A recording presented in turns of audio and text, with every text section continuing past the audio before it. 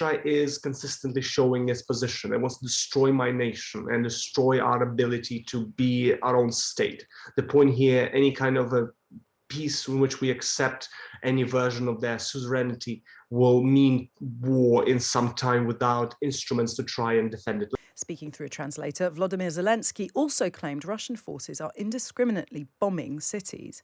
Yesterday, during a rally in Moscow, President Putin praised his troops, saying they're standing shoulder to shoulder. Here, Foreign Secretary Liz Truss has told The Times that Russia is using peace talks as a smokescreen while it prepares to carry out more atrocities. Sviatoslav Yurash is a Ukrainian MP and former advisor to President Zelensky. He joins us now. Good morning to you. Good morning. I can just. Good morning. Good morning. Hello. Thank you so much for joining us. So, first of all, what do you make of the British Foreign Secretary's comments that Russia is using these peace talks as a smokescreen while it prepares to carry out more atrocities? Do you think Russia is serious about these peace talks? Well, it seems that that is the case because we've seen as every single thing that was agreed in those peace talks has been violated. We agreed on humanitarian corridors, they were shelled.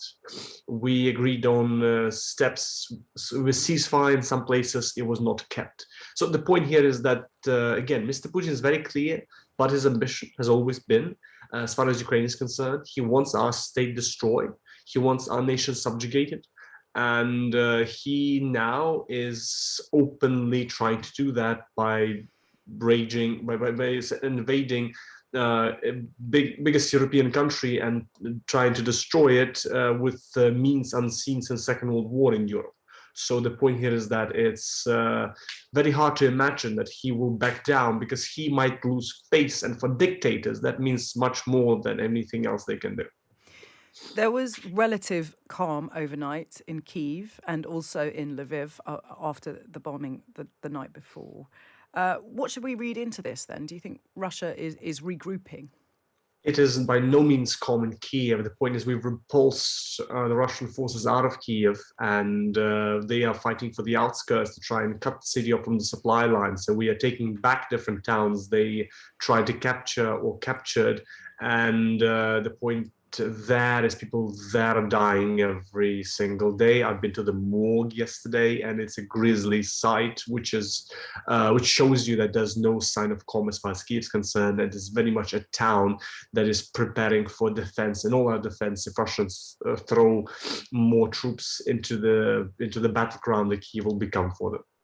Consistently throughout this invasion, we have heard about the incredible motivation of the Ukrainian people and the high morale and determination to fight back, the defiance.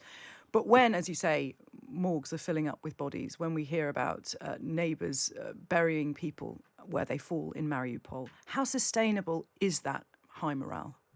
That determination only grows. As a matter of fact, the beginning, the motivation was our defiance at Russian claims about our nation's future, about our nation's reality, and about the choices we should be making. But now it's different. It's desire for justice for all those who lost, for all those that were killed, for all those who sacrificed their lives in defense of this country.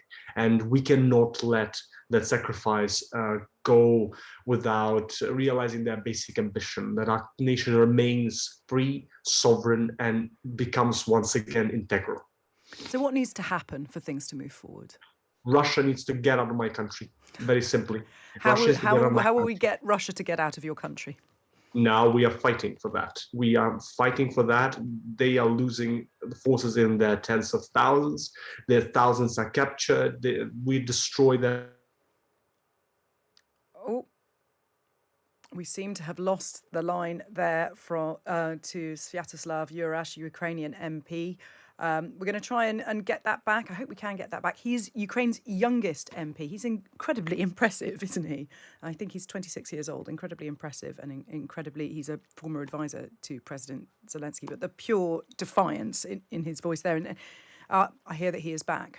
Apologies. No, we're grateful to have any communication with you at all at this stage. I mean, in terms of peace talks, do you have any faith in the negotiations that are going on in Turkey?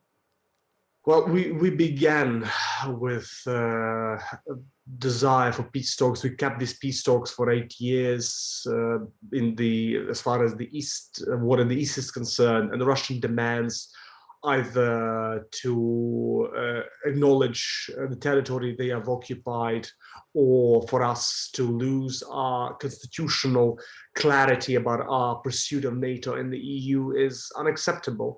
And again, these people who are dying in my country day in and day out will not be disregarded by accepting those measures. So me and members of parliament are plenty will never vote for losing membership of NATO from our constitution, will never vote for any of the Russian demands on our sovereignty.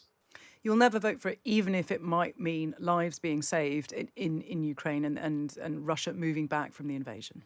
Russia is consistently showing its position. It wants to destroy my nation and destroy our ability to be our own state.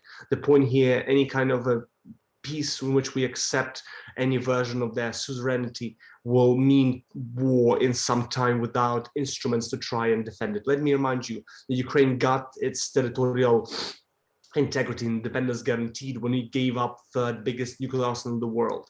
That meant nothing when Crimea was occupied, when the war in the East started.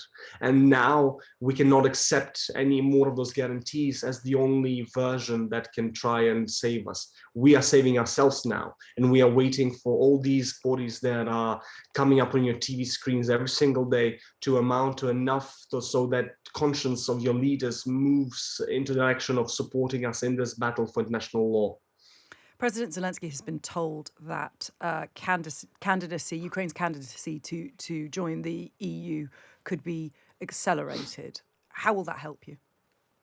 It's the question of national aspiration. We are trying to become a part of the Western community, and we've been consistently passing laws and reforms on that regard. That is a huge part of our parliamentary work and trying to integrate us into the Western space, institutions of the West. So the point here is we cannot give up on that and become a middle ground, in which all of the parties will try and play in. We are our own sovereign state, we're a sovereign nation, and we'll try to define our future as we see it fit. So the point here is that joining those institutions simply is a clear sign of the fact that Ukraine is moving forward, moving away from Russia that's trying to destroy it. Finally, I want to ask about how this invasion has affected you personally. Clearly, as somebody who is used to fighting with words, you have been given military training. You are armed. Are you prepared to use the training that you've had? Do you feel confident that you could use the training that you've been given?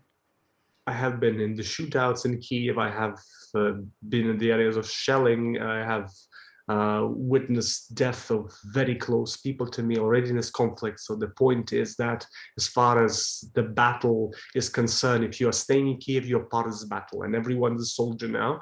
Everybody is getting what they can to try and defend our capital against whatever Russia throws at us. So the point here is that we are all now soldiers. We are all getting trained, and we are all a part of this battle for our homeland, for our capital, and for our lives. Sviatoslav Yurash, Ukrainian MP and former advisor to President Zelensky, thank you so much for joining us. Thank you very much.